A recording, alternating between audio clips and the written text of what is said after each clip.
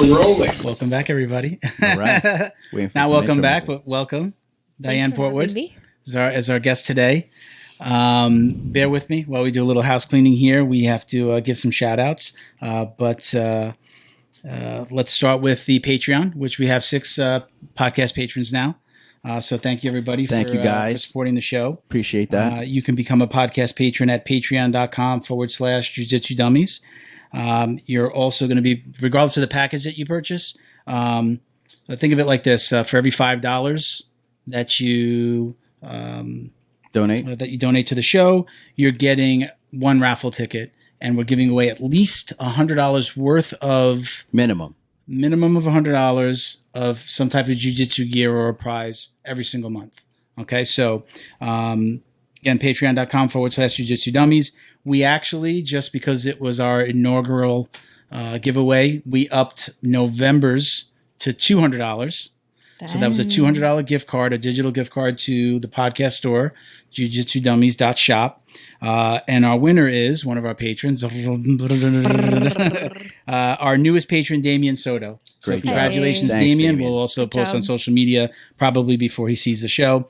So again, he's won a $200 gift card. So congrats, guys, and thank you to all of our patrons. We have CJ Carroll, who's also the guy behind Mission 22 for us, or bringing Mission 22 to us, and Chuck Reddoor, our in-house comedian via Hawaii meme generator. Yeah, send those in. Keep sending those in. Yeah, keep on sending them. I message him. I'm like, keep it up. All right, good. Less work for me.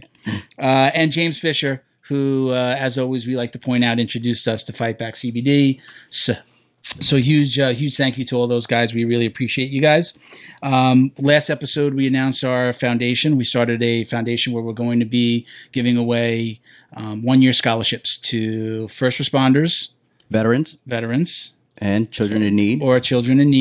And that's just getting started. So we don't have anything to announce as far as awarding anything yet, or anyone giving us nominations.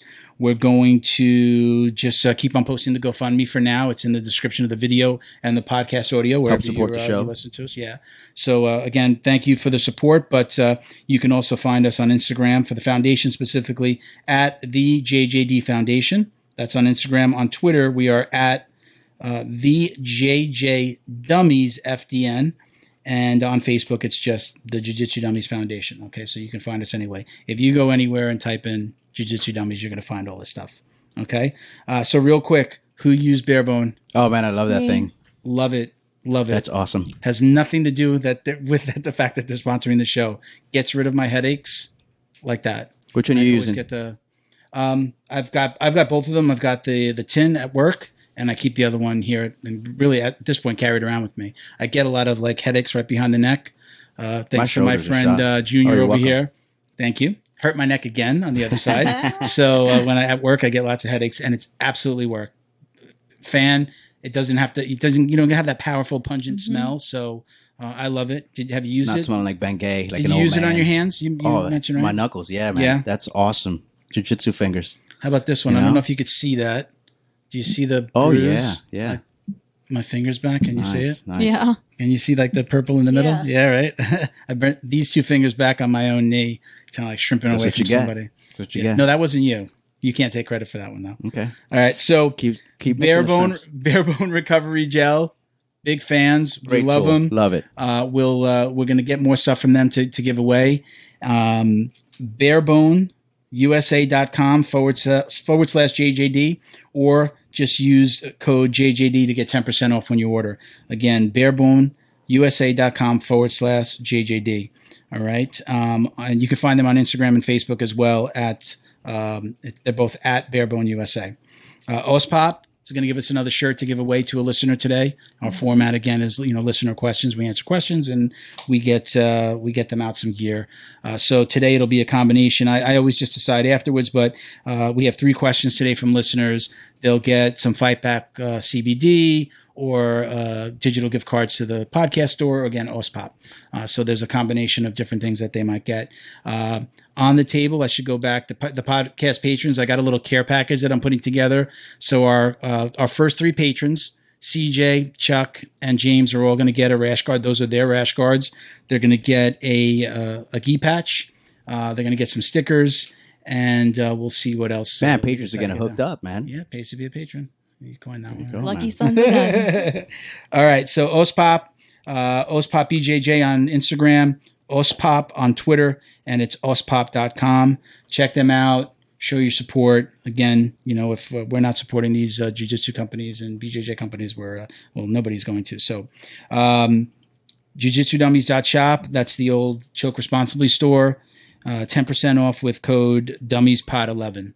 We've had some great responses already. We're recording the day after Black Friday, and we got some really nice orders from people that I recognize. Like I'm seeing orders from people that either won on the show or just comment online. So it's real interesting to see the names and all that stuff. So, all right. So that was our house cleaning. Thank you for bearing with us, Diane. Everybody again, Diane Portwood. Welcome. Thank you for having It's me. weird, like, who the hell are these freaking idiots? Number one, let's go back because I had the same thing happen to me when I met Justin from Fight Back CBD. Mm-hmm. I'm communicating with him, and we had him on as our first Skype guest. He's out in Texas, and I'm thinking, hey, we're going to come on and talk about your art and your jiu-jitsu. And then she throws in, well, yeah, I was paralyzed from the waist down, so that's interesting. And I'm like, wait, rewind. What? Wait a minute, where is this going to go? So, Junior and I were talking before the show. It's like, where do we even start? So I think that maybe let's talk about the artwork first, and then we'll kind of circle back with the jiu-jitsu. Okay. So number one, you have given us this beautiful painting. Yes. I'll let you. Is there a name? Do you name each piece? Yeah. Let me So put it this way. basically what I do is I have the original work and I always get it scanned for prints. Okay. And traditionally from an artist, you get a paper print that you have to buy a frame for. Okay. What I like to do so that they're all hand finished is I take that paper print, I build a box mount, I build all my frames, I do woodworking as well. And I paste it down and resin it so it has the same shiny finish as my originals, and it's also hand finished. So it was touched by the artist, where most things like that are super mass produced. They're just printed, like you can get them printed on canvas, like there are companies that just print them. Exactly. So that the artist never sees them. So that way I feel it has more integrity Personal as a piece touch. of art. Okay, awesome. So that's what I brought for you guys today. And that piece is actually called "What a Shame You Lost the Brain That You Never Had." Because all my titles are very melodramatic. That is awesome. We thank you. And we're going to be, I think we're going to have that hang in here in the studio for at least a few podcasts. So we can get some exposure. We'll be able to post for you, and thank you, for coming out and giving that to us. And then I think we're going to use it as as one of our raffles for the foundation, our podcast patrons. So we really appreciate that. And look, everything kind of circles back. The show supports, the patrons support the show. The show supports the foundation. So we appreciate it. That's going to help us get somebody into our foundation system and win a scholarship essentially at some point. So thank you very much for the piece. But again, how did you get started? Is it something that you've always done? Is it did you find, So this is all going to kind of tie together with the injury and how I got into jiu-jitsu as well, because I always did art as a hobbyist. Okay. Growing up, I always sketched and drew and painted, but it was never something I thought I would do professionally. I actually, I went to a magnet program for math and science. I was obsessed with space as a kid, which if you look at my art, I do a lot of stuff with astronauts. Love it. And I really wanted to go into aerospace engineering, and I looked at employability prospects, and that's such a hard major. And as far as engineering goes, it's the least employable discipline, or at least it was when I was researching to go to school. So I decided to go into environmental engineering. And while I was in school, I was also riding horses and managing farms and all that. So again, the art was always in the background as a hobby and a stress reliever, but I was never trying to sell my work or anything like that, because I was trying to balance going to school full time, managing farms, trying to get to the Olympics for the sport I did called eventing, which is an equestrian sport. And so there wasn't time to have this little side gig business. What happened was I got hurt. And when I was stuck in a wheelchair, I obviously couldn't, do any farm work or ride any horses. So all I did was paint, because it was a huge stress reliever for me. Obviously, that was a tumultuous time in my life, and good distraction. Yeah, and I couldn't do anything else, and it was a good outlet to have. So at that point, I posted some photos on like Facebook and Instagram, and one of my very early pieces went extremely viral on Tumblr and Instagram, sold without me trying to sell it, and I was in a bunch of medical debt. I was broke as fuck. I was like, so it was just, I was like, okay, well, I can't do anything else. This is selling without me trying to sell it. I should market this and see what I can do. And then my whole career took off from there. That was like going on 5 years ago. Okay. Or yeah, going 4 years ago. So let's go back because you told us a story beforehand, but you want to tell a little bit of story of how you got hurt? Yeah, what exactly happened? Everything's connected. Yeah. So I rode horses, and I was involved in a sport called eventing, which is kind of like the triathlon of the equestrian world. And I was just working on a young training horse that we had. So total freak accident because this horse was not really that unmanageable, and it ended up rearing up and falling over sideways on top of my right leg and my right side of my body, and it couldn't get up because it fell between basically me and a fence. So either it was going to roll over my entire body and just crush me to death, because horses are 1,200 pounds. Okay. Or its legs were tangled in the fence, and it thrashed around enough that it moved far enough away from the fence that it could stand up without rolling on top of me. But obviously all that movement did a lot of damage. Oh, wow. So what it ended up doing was rupturing my hip flexor, fracturing my pelvis and my L3 and my L4. And that was the fourth time I had fractured my L3 and L4 at 19. From all the injuries I had from falling off of horses throughout my childhood, and baling hay and all the stuff you do when you grow up on farms. Okay. Where are you from? So I moved around all the time as a kid, but we were always like in suburbs and farmlands. So we were following my dad's job. And it was funny because my parents actually grew up in rural Montana on farms, and they were the first of their family to go to college, and went and got educated, and my dad was a businessman and like worked his way up the business ladder, so we would never have to do farm work, and then that was all I wanted to do. So I guess it was like in my blood or something. But yeah, I grew up in that. And so after like all these injuries, obviously that was the one that finally ended my career. And what ended up happening was I had extensive nerve damage, and I was told I would never walk unassisted again, whether that they weren't sure how well I would recover, whether that meant I would mostly use a wheelchair, or I would get to the point of using a cane. And I, of course, being a stubborn 19-year-old that had at the time been like very active, doing farm work, a professional athlete, I was like, that's not an option. So obviously I was in extensive physical therapy. And then I started looking for different ways to help myself. And one of the things I found was I actually had, through some friends, I knew people that did jiu-jitsu, and they had always gotten me to, or like they wanted me to try it before I got hurt. But I was always kind of scared, and I thought it was gross, and I didn't want to touch people. And Feel sweat. And dripping Didn't have sweat on sweat me. dripping in your eyeball or nothing. yeah, like that. exactly. I was like, no, I'll shovel shit all day, but I'm not going to do that. I was going to say versus horse shit. Exactly. That's all right. It's Yeah. fresh. Yeah. And so they, after I got hurt, actually reached out to me, which I appreciated because at the time I was like very isolated.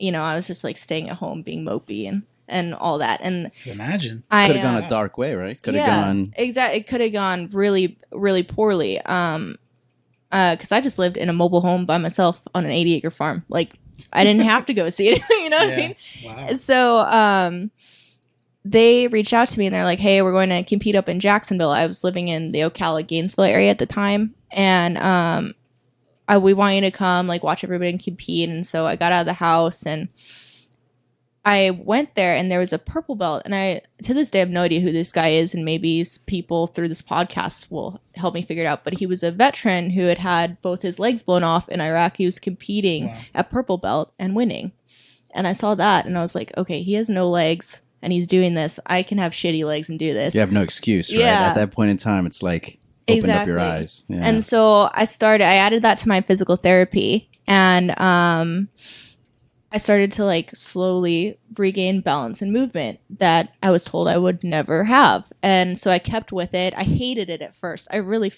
hated jujitsu. I didn't We like almost it. heard how much. And so I kind of stuck with it just because it was helping me. And then I learned to love it. And I don't know if there's some sort of like Voodoo spell. yeah, I don't know. Now You don't wash your belt, do you? no.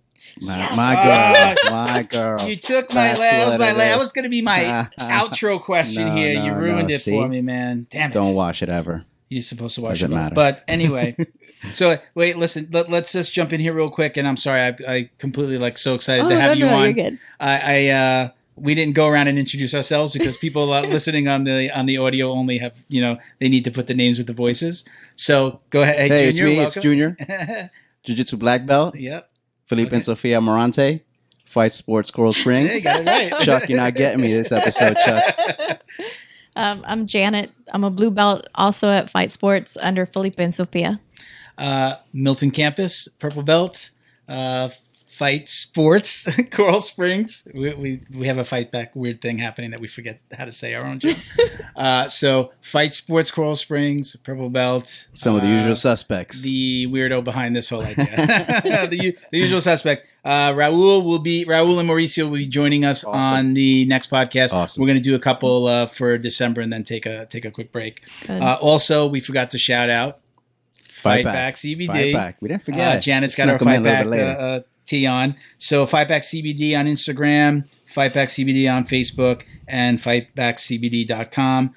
Use code JJD to get 15% off. So thank you, Justin. Justin, I didn't really forget about you. I planned to do it that way. So we talked about how you found jiu-jitsu. Mm-hmm. We saw you. You guys didn't come with us to the Substars event. So I didn't. I walked in like right as your event you were starting. Okay. I had no clue. I put this together later, but I saw you compete at the Substars down at the Tank in Miami. Yeah, that's my first super fight. Is that the first one? Yeah. Yeah. Is it Drew got you into that, or was it like how did that whole thing come together? How did that happen? Honestly, I can't remember if Drew got me into it or if Alex from Substars actually reached out to me. Because of my social media for my art is fairly large, I find that I have an easier time getting on cards than I probably should have. Whether or not that's fair. But it does help because I do have like a lot or significant amount of the South Florida Jiu-Jitsu community follows me or has found me or whatever. So I can't remember who approached me first, but I did end up getting on the card. And I mean, there's not a lot of girls that do this. So especially there's not a lot of girls that compete. There's not a lot of like upper level girls that compete. So what ended up happening is they couldn't find me a match at blue belt, so I fought against a purple belt, which I was fine with. I'd been a blue belt for I guess a year and a half, 2 years at that point. And how long you been training now? 4 years. Okay. Total. And you just got your purple belt this summer. I actually got it. They finally gave it to me after I won that super fight. Okay. Nice. All right. Nice. So and we didn't get a shout out for your at GFT for Lauderdale. Awesome, cool. I started at Swamp Academy in Gainesville with Ken Wan, and he grew up training with AJ, so it's a small world. But they gave me my purple belt this summer, and I did the Orlando IBJJF, Miami IBJJF, and then I won both of those. And then I won the Substars. Okay, yeah, that's where we were at. Do you plan on doing any more of those? We talked a lot about your schedule and being able to. I actually competed a lot this year, and I'm like figuring out how to make everything happen. Mm-hmm. But I am definitely I try to compete as much as possible. Okay. So I competed at least once a month, every month this year. So a tournament or event or super fight or tournament? Anything people throw at me. I fought anywhere from 140 to 158. And you've been slimming down for an event now. You mentioned a couple times. I did, and then there was no one to fight. Oh, that's it was right. Very unfortunate. But so what's next? Do you have an event on the horizon? So I have Jits Kings in January. Okay. That should be a very good fight. and I actually am competing at 155. So I'm trying to like put weight because I cut down to 140. Okay. So I'm trying to put all this weight back on, like all over the place. But Yeah. I'm sticking to middleweight now. I'm not going to do that to myself anymore. Okay. So that's like 152.5. When is that event? When did you say? It's in January. It's in End of January. January. Okay, cool. January Cool. 24th, I believe. You picked a good season to put some weight back on. Yeah, exactly. It's perfect. So did you get your belt at Substars No. Not at. or right after Substars? A few weeks or a month after. Okay. Yeah, they thought about Was it. it a for bit. surprise? I was surprised. I didn't feel ready for it. I don't think I don't know. Do you But I have? think those are the best promotions, don't Yeah. you think? The ones like, oh man, now I have to wear this belt and Yeah, bring and something else to the table. It's never been something I've concentrated on. Like the belt is never really my goal. It's the technique, and Sure. so it's Growing not, in a sport. Yeah, it's not. That's not a concentration of mine. And I mean, like I competed 3 weeks after I got it. I did the Atlanta Open and I did Miami Open again, and I won both of those. So I mean, I'm holding my own at that level so far. So we'll see. Hopefully, I can continue. Awesome.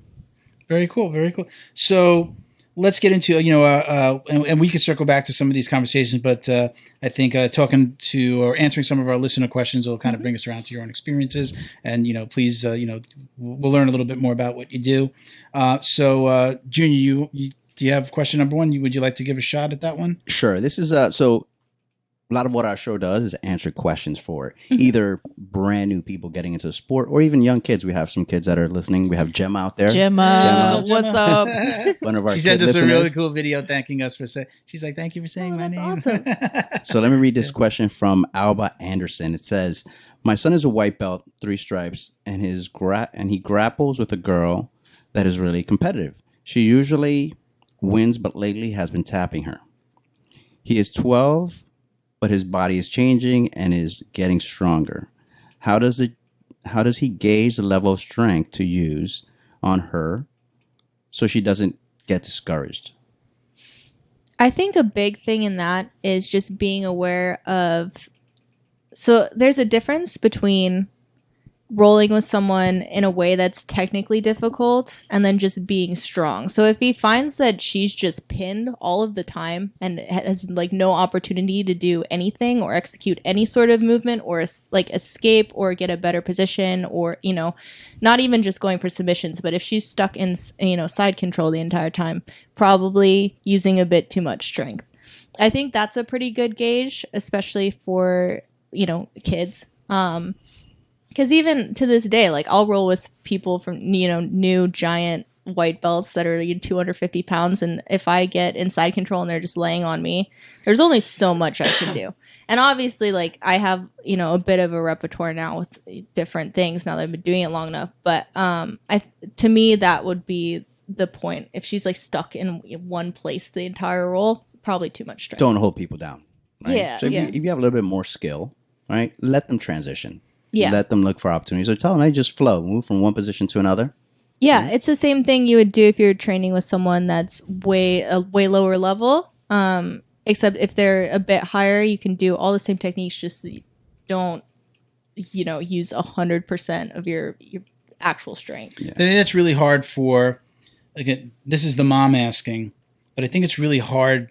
How do you explain that to a 12-year-old who they're there and they just don't want to lose? Yeah. I mean, most kids, and Janet does coaching, coaches at our school, right? It's like, I don't think you could turn off that competitive button for most 12-year-olds. Yeah. They're going in there going, I'm not going to give her position, or I'm not going to let her,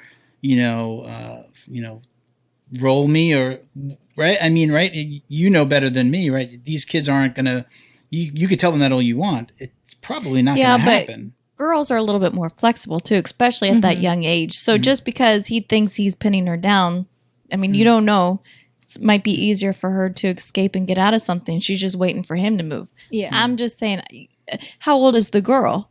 Her son is 12, but how old is the girl? I'm going to, comparatively the same age. Yeah, she didn't really say here, but just using some numbers here. Say she's 9. Well, be easy. Yeah. But if she's also 12, 13, she's not weak either. Yeah, she's got some muscles. I always have this weird, but that should also be for the the professor. Yeah. He should be watching, and he should Yeah. know, hey, you need to back up, or I'm going to put you maybe with somebody different. So should mom be telling her son like, hey, you can don't go 100%? I don't think should that be coming from the maybe mom? mom shouldn't say anything to son. Maybe mom should Let the voice coaches her coach? concerns to the professors. Yeah. Say, hey, this is what I was thinking. You take it from here because you're the professor. But again, we kind of go back to last episode of the parents on the sideline coaching who've never done it before. It's hard, rough. Get out of there, get on top. And you're like, it's not that easy, my friend. So I always feel so you don't weird. know what this little girl's feeling. She might go, finally got some competition. Yeah. I've always hesitated to ask this question, and we have 2 female jiu-jitsu practitioners here. So do you guys just want to tell somebody when I say like, well, I got to go a little lighter because she's a girl? Do you guys just want to like kick me or choke me when I say that? Because I don't want to. I almost feel like it's an offensive question in a way. It's like, no, I can hold my own with you. Don't worry. Go ahead. It feels for me, and maybe that's just me, it's like a difficult conversation to broach or to have. Does that bother you? Am I making sense? You know what I mean? I think it definitely depends where it's coming from, but I'll say in general, no. As long as if it's a well-intentioned question, then like I think most reasonable people will not take offense to that. Yeah. It's not coming off pretty cocky. Yeah. If it's coming from a place of just like genuine concern or like just wondering, then we have a lot of women. I definitely credit the fact that we have a lot of girls because we have a husband-wife team, right? They're 2 black belts, pretty much at the they both just got their third stripes. Third, yeah. Well, technically, Sophia got her 3rd. Felipe was away, so she outranks him. Take out your punishment on sorry, Milton, Coach. please. Not on me. But we have a lot of young girls and females in general, right? We have women and parents of children who are training, who now train. That's happened a lot, right? So when I first started there, I just rolled with the girls. It was different for me because we had like one girl that I had trained with previously in my first school for the first 2 years. So coming in, I went hard with the girls. I know that I went hard, and I had to learn how to like, oh, wait a minute, what are you doing? You have to kind of bring it back. And in general, again, I mentioned this before the show, I'm usually one of the heavier guys there. So even with the guys, I have to be a little bit careful with the smaller guys or the white belts. And I've something that I have to, a white belt, I give them position, and then they grab a Kimura, and you're like, wait a minute, white belt. What do you do? Yeah. I'm still in that place where I still fight it. I don't just let it get and let them take it and start over. But I definitely didn't have I don't think I used the right etiquette with the females when I started, and it's something that I have to learn. But I don't think if sometimes the younger belts, the white belts, and even the blue, if we're not telling them, sometimes they don't realize it. I think it's definitely something that somebody has to speak to them about. I know Felipe in our gym does a really good job of putting people together and knowing who shouldn't roll with who and who doesn't have a flow roll button, who just flow roll, and it's like, But Diane, you said in your gym, you're pretty much the only higher level belt female, right? So there's no other like colored belts, women that are there right now. Like I said, I teach a very, very fundamental like beginners women's class Tuesdays and Thursdays. But yeah, I'm the only girl. And I'd be lying if I said when I roll with like purple belts and brown belts there that they're going 100% most of the time. Like, no, they're not. I would just get tapped out all the time. Like I'm not disillusioned like that I'm just as strong as them. I'm pretty strong. I grew up doing farm work, and I lift, and I lift heavy, I deadlift, I bench press, but there's just biological differences, and that's fine. And so like, luckily, because it is a small gym, and I love my gym, people are really good about gauging how hard they should go, that I get like I'm able to learn.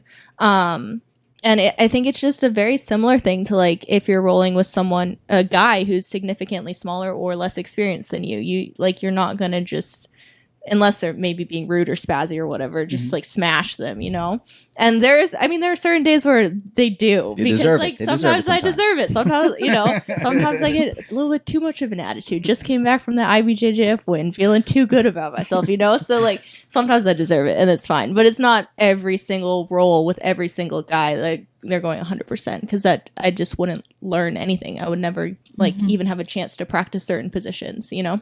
So that kind of goes into our next agree. question. I'll read this one, Janet. I'll leave number 3 for you if that's okay. Okay. Roberto Santiago, who is he's been somebody that I know that's watched the show, and he sent in questions before. You know Roberto personally, right? Carlson Gracie Broward.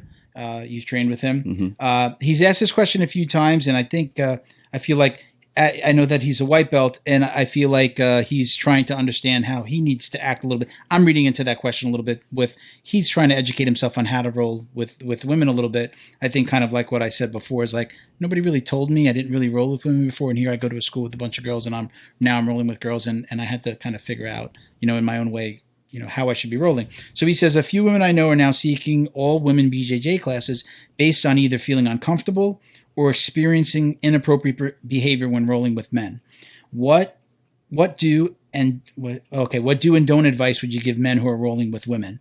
So the second part of that question is, obviously I never place my hands on the chest or the pelvis areas. Okay. Avoid pressure passing and skip other things that my better sense tells me not to do. So the main part of that question is, what do's and don'ts would you give him about rolling with women? Well, I think first of all, especially the pressure passing thing is a little weird to me.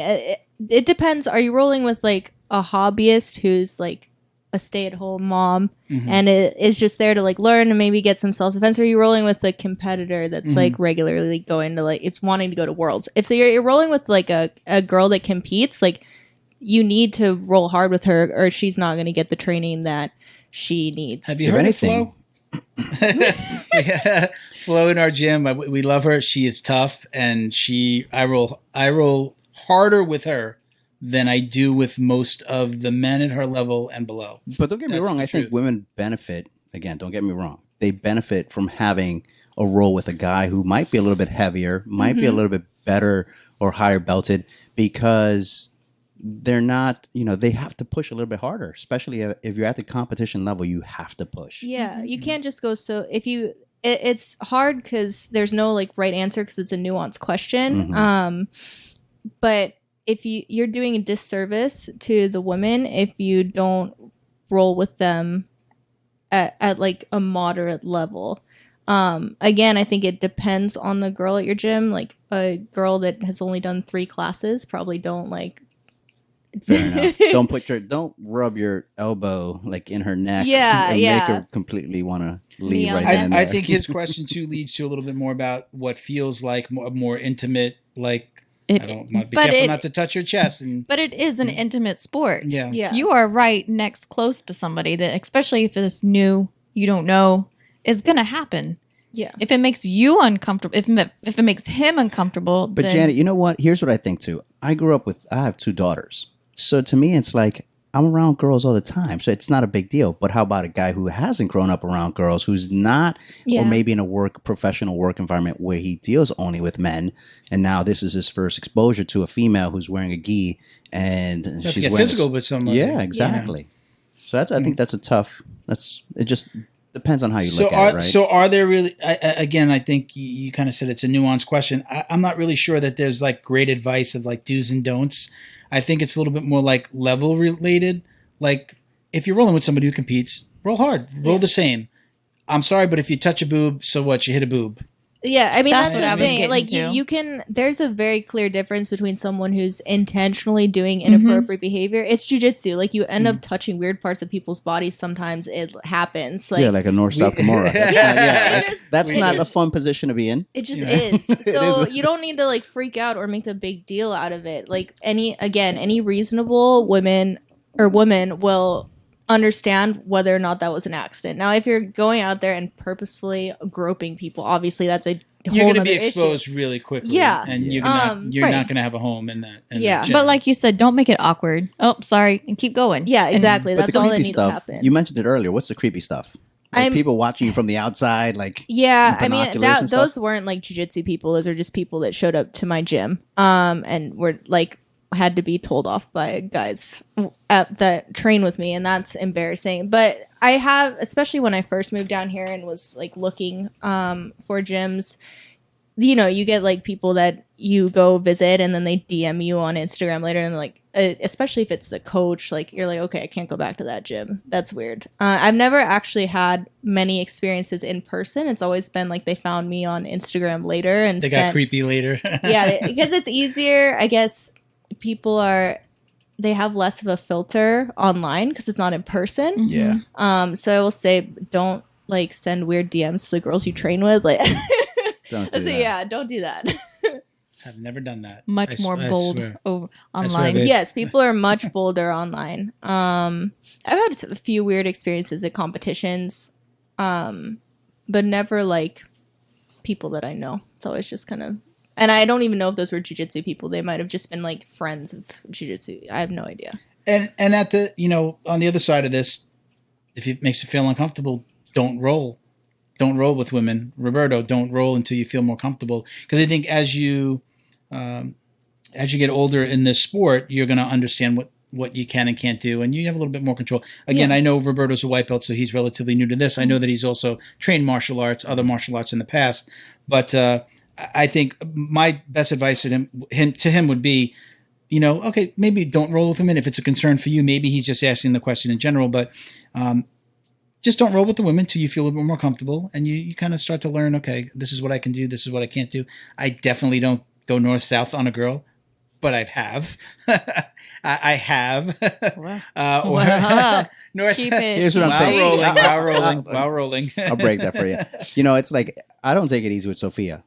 You know why? Okay. Because she would choke me out. Kick your ass. So, Can't. so I don't. Yeah. But I know my limits, right? My limits are that when I roll with her, she's a black belt. It's been a black belt for a long time, and I'm going to go hard with her because that's her expectations of me as her black belt. Yeah. She doesn't want me to take it easy.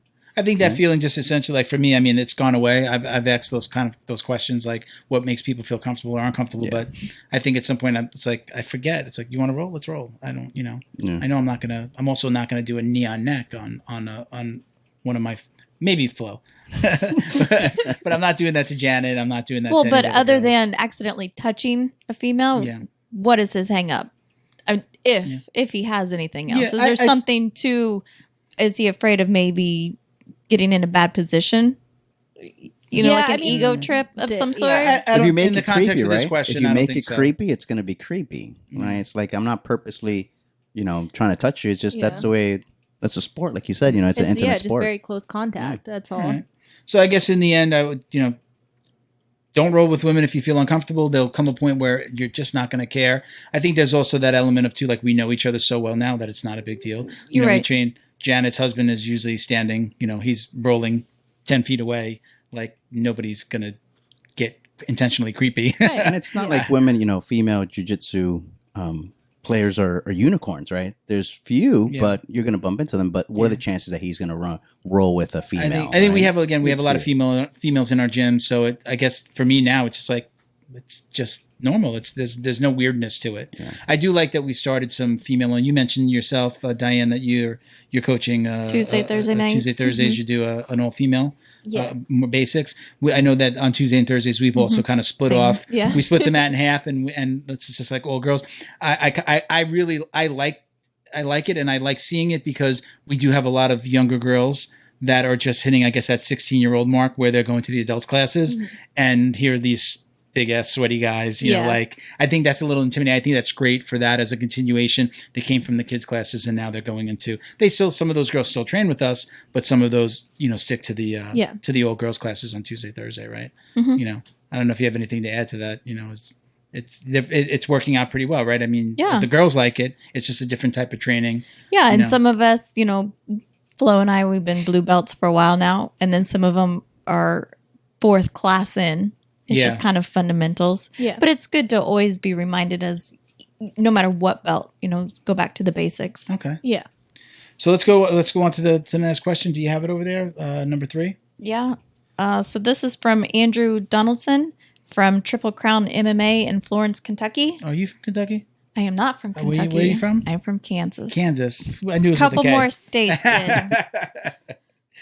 I'm a 41-year-old guy that started about 6 months ago and still coming back from left side paralysis after brain surgery. What benchmarks should I look to accomplish here in the beginning? Any advice? is appreciated. Completely Okay, coincidental. yeah. But I absolutely, when I saw the question, he had sent that question a little while back, but obviously we're not doctors and we didn't have experience with it. So it was the perfect question for you after we spoke. So take it away. Well, I mean, the first thing he needs to do is clear everything with his doctors that he is okay to be doing this, because I don't. Because we are not medical professionals. Yeah, I and we're am giving out any not. I am medical not a advice. medical professional. I'm not liable for what I'm about to say. The cool thing that I found when I started jiu-jitsu and was recovering is that because there's so many body types and so many different situations that happen, it is very adaptable to people with injuries because of that. And if you find a good gym that's willing to work with you, they will work with you. Like, my teammates are great. I still have issues to this day.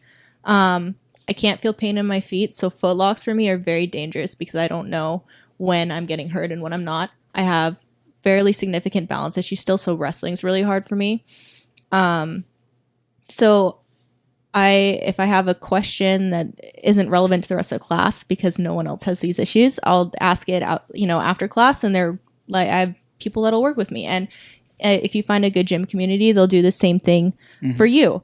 I would say, so if it's just left side paralysis, is a very different situation than what I was in.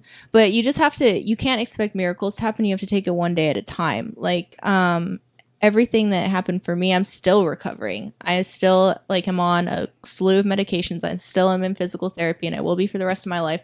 So you can't, I would say the best thing to do is to not set expectations so high that you will inevitably be disappointed.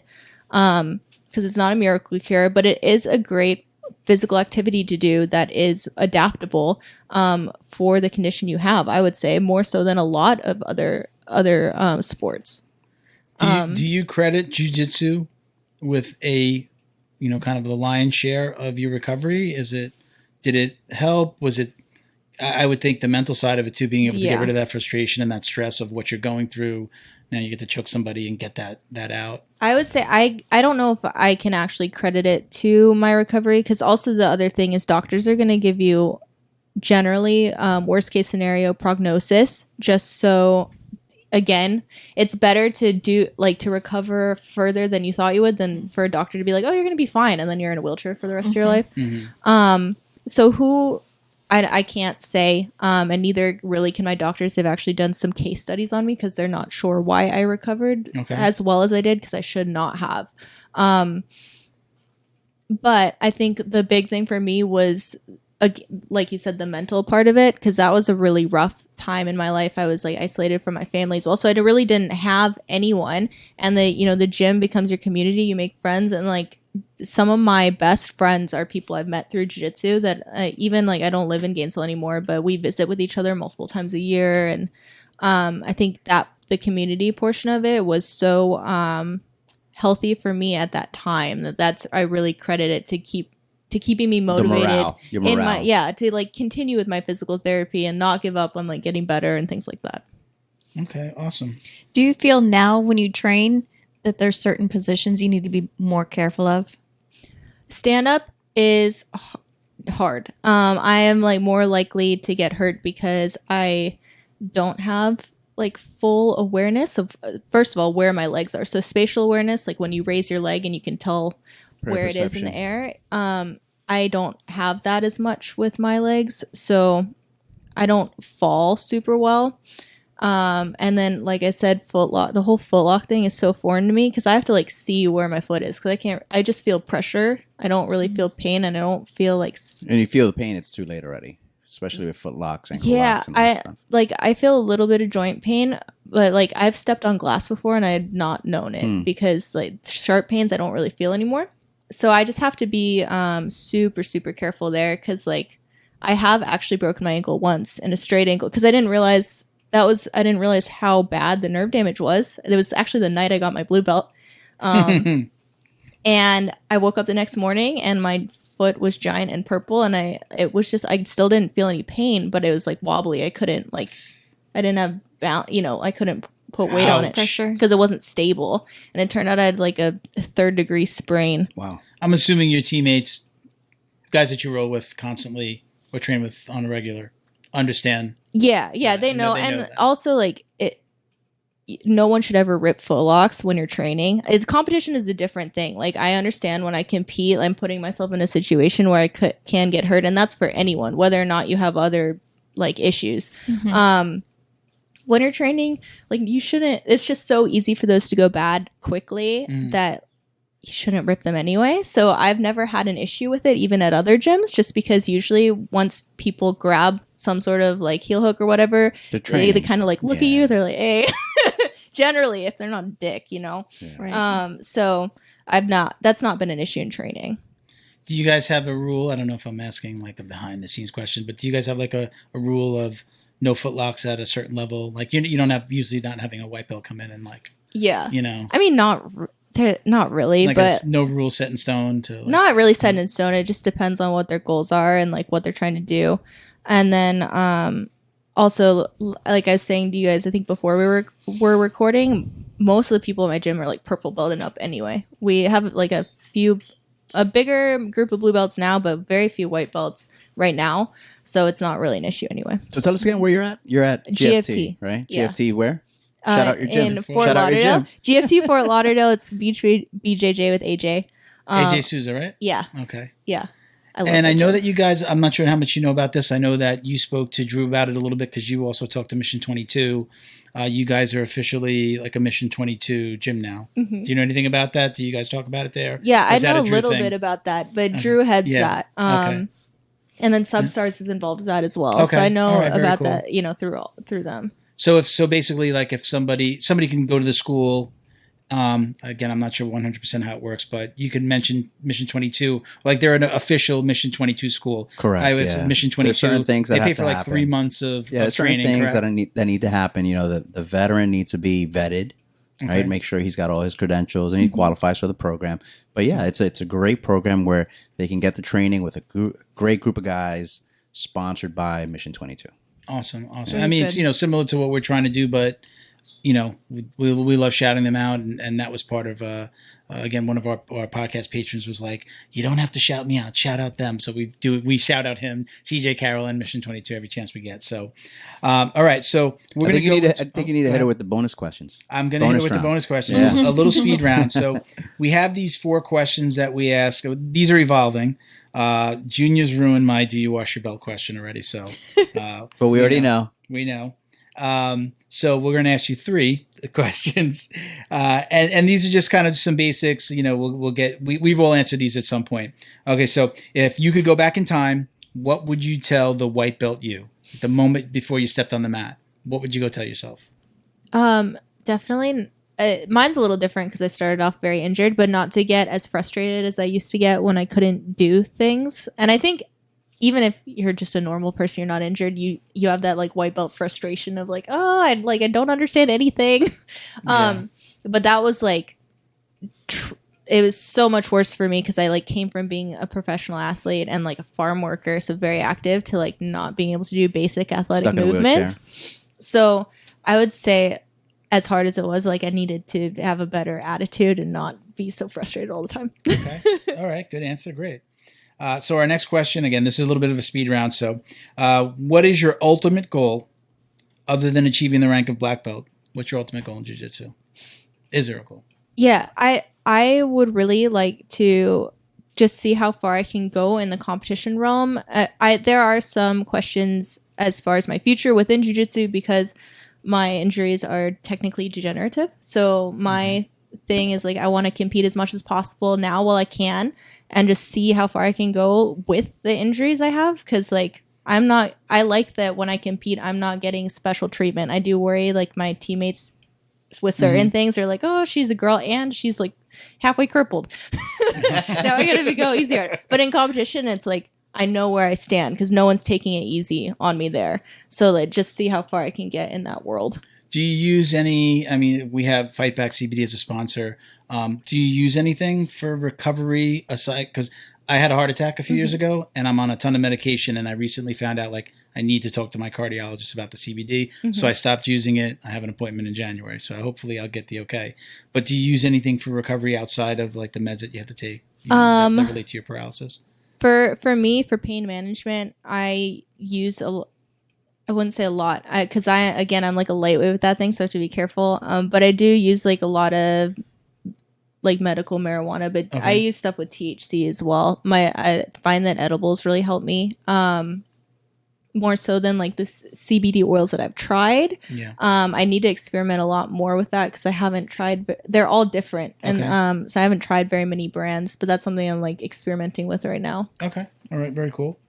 All right. So our third question is: what's the craziest jiu-jitsu related thing that's happened to you on or off the mat, if anything? I mean, not that being paralyzed before you got to jiu-jitsu isn't kind of crazy enough, but Surprise promotions or you took it kind of ezy on somebody. Funny story from an art show. Actually, the only time I've used jiu-jitsu outside of like a gym. Oh, there we go. I was at an art show down in South Beach, which can get kind of crazy. And I was talking to this guy. We were like, far apart. Nothing weird was happening. I was talking to him about the art, like nothing. It just so. Anyway, we were just talking, and what ended up happening is I feel someone yank my ponytail back and like put an arm around my neck. And so my first reaction is to just kind of do like a hip toss. And it's this like 5 foot tall Latina chick that she flies because I'm used to doing this to men. And she bounces up off like the concrete floor because she's super inebriated and comes at me. So I ended up just like picking her up, setting her down, and sitting on her until a bouncer came. She rear naked choked you. You hip tossed her. Yeah. Then she rushed you again. Yeah. And so I kind of just got like 2 underhooks, and she was tiny, so like just set her down. Did she know you or think that she knew you? I guess I was talking to her boyfriend, and she's very drunk. Oh, yeah. There you go. What did he say? What did he think about it? He was just embarrassed beyond belief. Literally didn't say anything. Like they both just left, and yeah. I'm waiting for the story to be that you took this guy down. No. I literally just like double underhooks, just like picked her up, laid her down, and then sat on her because like until a bouncer came. I didn't want to like actually hurt her. And she was so tiny too. I felt like I was just gonna like. The guy didn't even say anything to you, like let her up and I'll take her. You're just like standing there, just I don't know, debating if he was claiming her. Yeah, I think that's what was happening. Do I say she's with me? No, I'll just leave her. Never said a single thing. Just That's a pretty good story. I like that one. Didn't even get any art. No, I know. Like at least make it worth my time. So that was our last question. That's again. funny. We have this big debate about the belt washing. Oh, she already said. No. Going back to it. We're gonna. You're not change your mind. Are you trying to change your mind? mind? No, I'm not trying to change your mind. That's what it sounds So like. I always like to know: is it, the traditional like old school Brazilian guys? They don't wash it because they believe that there's power in the belt. You don't wash the belt. You don't. There's knowledge. Is there is it that reason, or it just doesn't get dirty and smelly? Yeah, I don't really have like I'm not superstitious at all. I just honestly, let's just keep it in my car so I don't forget it. That's really the main reason. All of Junior's power is in his belt. That's why he doesn't. But it's always in my car. It's always. You're right. It never comes out of the car. Yeah. Like when I take my gi off, I throw the belt either on the seat or on floorboard, and it stays there. And I wash my gi after every time I use it. There's some people that like let them dry. No. I will not do that. No. I wash my gi after every single use. We had a debate about this in my gym too. I was like, oh, I didn't want to know that. Oh no, we had a guy. Way back when. Don't say his name, please.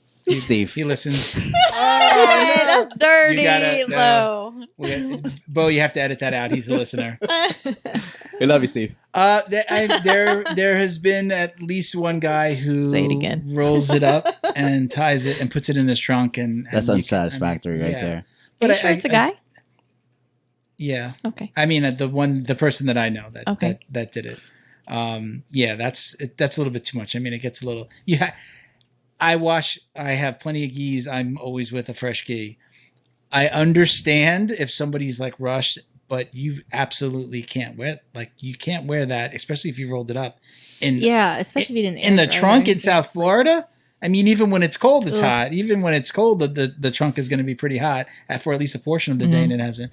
But I am the belt washer of the bunch. I don't wash it after every roll or after every class, but I do. Occasionally. I actually put my gis here in the closet. I usually throw my belt over the top, and I watch it maybe once a week. You're gonna get me on I want this to change again. the subject right now. Well, anyway, so let me as ask this long question. as she's not like the power's in the belt, and if I wash my belt, I lose everything. That's what I always want to know. So you told us about your inspiration for your art, which is your aeronautical engineering path that you wanted to follow, but there's no jiu-jitsu there. Any plans of having jiu-jitsu influence in your art right now or in the near future? Or is there a reason why that you don't? Is it? So I've done purpose? a few like murals for gyms, and I've had some commissions that I've done. My thing is I do art full time. So that's my business. So when I create pieces, I need to know that I can sell them.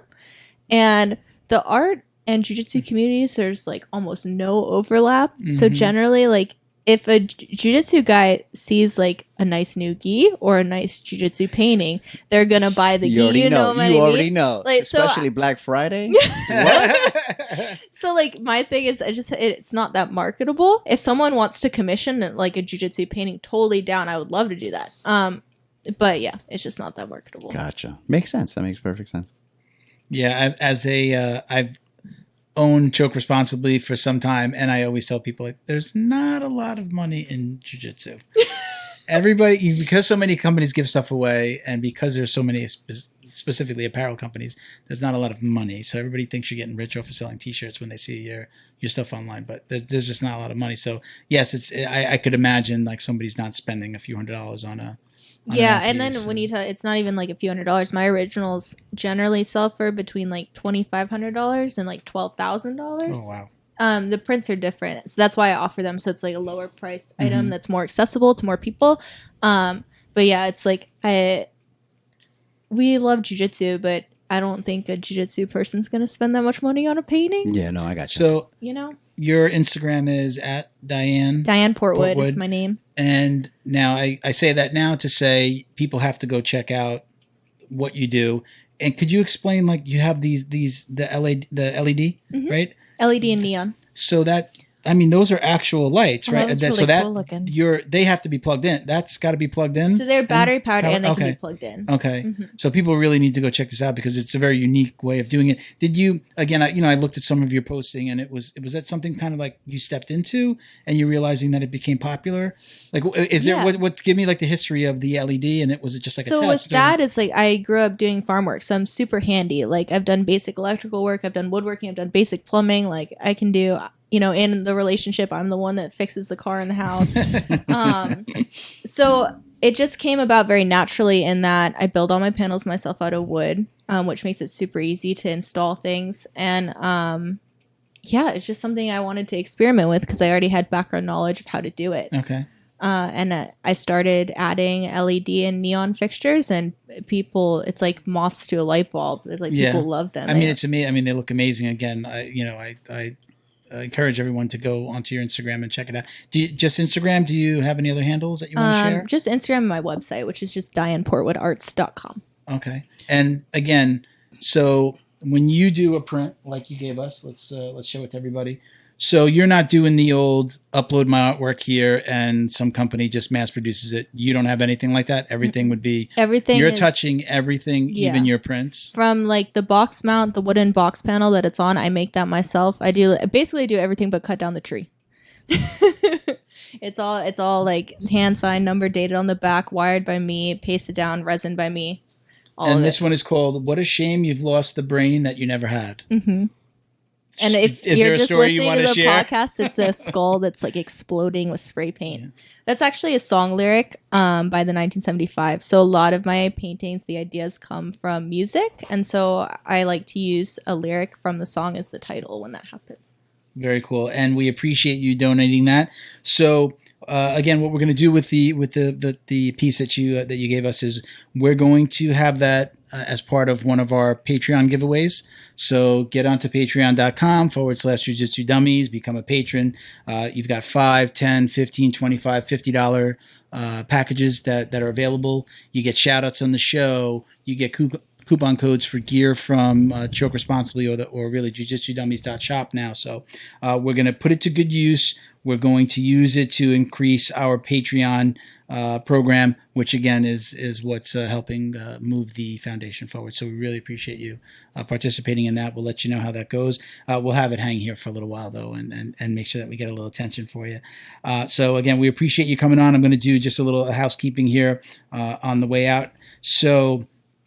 All right. Again, shout out to our podcast patrons, CJ Carroll, Mission 22, Chuck Red Door, James Fisher. We appreciate you all. Shout outs. Yep. And Gemma.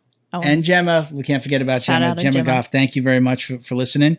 Congrats to Damian Soto, one of our podcast patrons, who's won $200 worth of gear from jujitsudummies.shop. So and you did say minimum 100, right? Minimum it's going to be minimum 100. The last one was 2. Minimum 100. You even said the piece that you gave us would normally 150. So you're already above. There you go. That, there you go. That's awesome. That's great.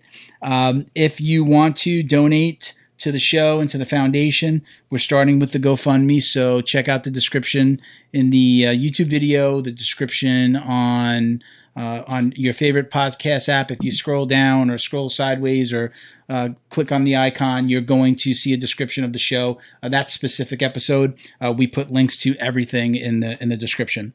So you can find the foundation at the JJD Foundation on Instagram, at the JJ Dummies FDN on Twitter, and then everywhere else, including Facebook. Just search for the Jiu Jitsu Dummies Foundation, and you're going to find us. The podcast itself at Jiu Jitsu Dummies everywhere. Post, send us questions. Some of the questions we read today have actually been sitting around. If it wasn't for you mentioning the paralysis, we wouldn't have probably used one of those questions. A lot of times these questions, I save them, and there seems to come a time where it's appropriate. Thank you to our sponsors, Barebone Recovery Gel, bareboneusa.com/JJD, and you get 10% off with code JJD at checkout. All right. Ospop BJJ on Instagram. Check them out. Awesome t-shirts. I'm sorry nobody's got an Ospop t-shirt on today. We'll make sure that we represent next episode, but they'll be giving us one shirt to give away to one of the listeners whose questions we used today. So again, Ospop BJJ on Instagram, Ospop on Twitter, ospop.com. Let's not forget Fight Back. Can't forget Fight Back. We saved the best for last. Justin's been with us since the very beginning. We were giving away CBD from the first show at Fight Back CBD on Instagram and Facebook, and you can find them at fightbackcbd.com. 15% off with code JJD. And for those of you who don't know exactly what Fight Back does, a lot of that money goes right back into the jiu-jitsu world. Justin helps people with substance abuse issues. He pays for gis and training, and he, basically, helps people find their way through jiu-jitsu, right? He helps them, he's preaching the gospel of jiu-jitsu. So we thank him for not only helping us and with the show, but, big shout out to him for everything he's doing for the jiu-jitsu community.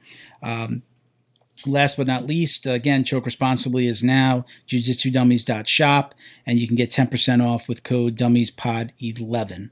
Okay, so send us a picture. That's everything yet of your gear. Yes, send your patches, your rash guards. Yep. We'll post them up. Yep, tag us on social media at Jiu-Jitsu Dummies or hashtag Jiu-Jitsu Dummies.